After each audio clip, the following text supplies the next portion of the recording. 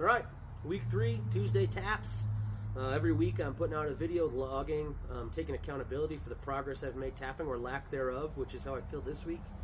So check out those last 2 videos, follow and subscribe and all that good stuff if you want to follow the journey. I hope it helps some people. I hope some of y'all have some advice for me. And I hope nobody really makes fun of me too bad for it, because fucking this is the internet, right? Anyway, I realize there's 2 fundamental aspects of the tapping technique that I need to really get a grasp on. And for the record, I'm making this harder on myself by using an acoustic guitar.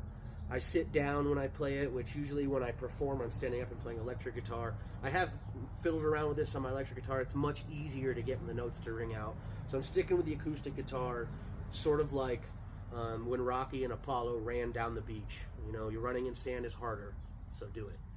That way, when you go to do the real thing, it feels easier. So anyway, I'm doing this. It's a G chord, hammering on the B.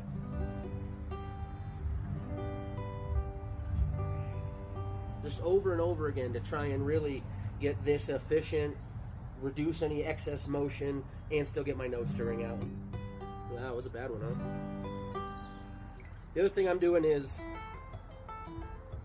things like this, or with a metronome and moving that around and crossing strings so that it's or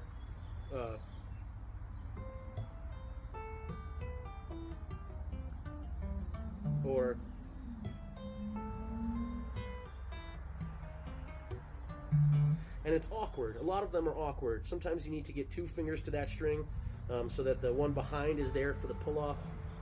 And it just never feels quite right, and I'm interested to see what happens when I try and incorporate this into my music.